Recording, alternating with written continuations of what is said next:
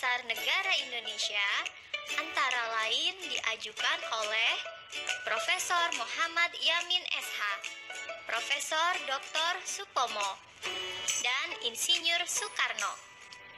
Dasar Negara Indonesia kemudian ditetapkan pada sidang pertama PPKI pada 18 Agustus 1945. Dasar Negara Indonesia kemudian disebut Pancasila. Kedudukan Pancasila. 1. Pancasila sebagai dasar negara.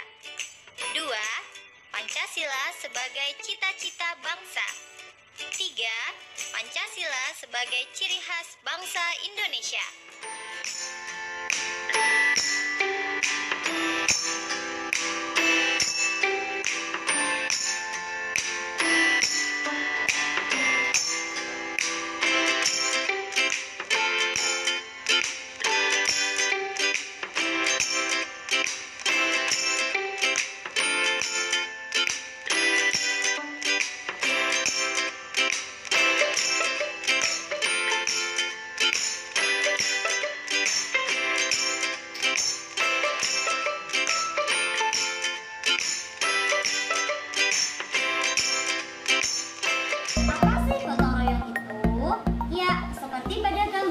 Gotong royong itu adalah bekerja bersama-sama untuk mencapai suatu tujuan.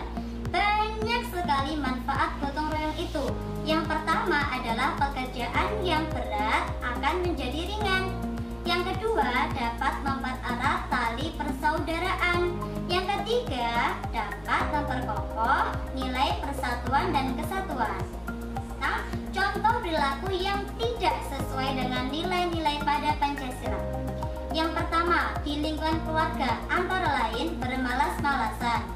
Yang kedua, membantah orang tua. Yang ketiga, berbohong. Kalian tahu kan, di dalam rumah itu maka kita menjadi seorang anak. Tugas seorang anak itu adalah membantu orang tua dan juga berbakti kepada orang tua.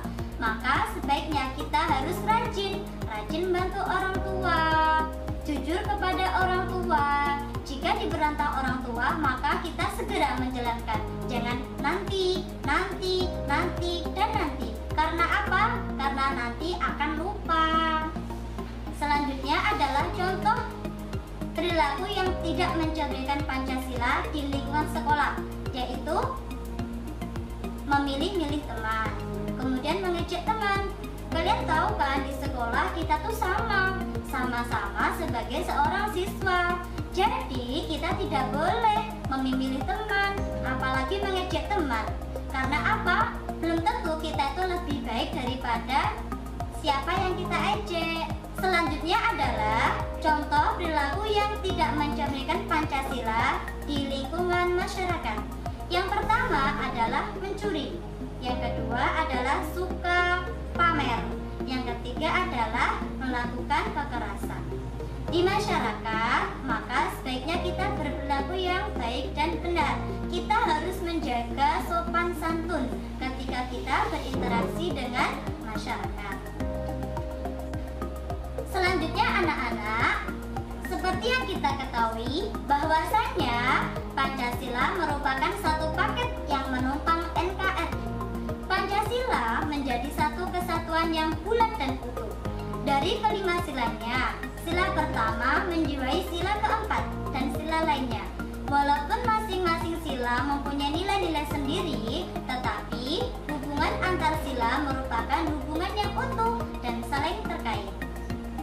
Contohnya adalah ketika perayaan Hari Raya Idul Fitri, maka itu mencerminkan nilai Pancasila yang pertama, nilai ketuhanan yang Maha Esa. Kemudian nilai yang kedua, kemanusiaan yang adil dan beradab. Kemudian persatuan Indonesia dan keadilan sosial bagi seluruh rakyat Indonesia. Seperti kita yang amati pada gambar, di situ ada gambar orang yang sedang berjabat tangan setelah menunaikan sholat Idul Fitri. Nah, ketika orang itu menjalankan sholat Idul Fitri, berarti itu salah satu bentuk sila ketuhanan yang Maha Esa. Kemudian ketika seorang itu berinteraksi dengan yang lain, Melalui berjabat tangan itu menunjukkan sila kemanusiaan yang adil dan beradab dan juga persatuan Indonesia.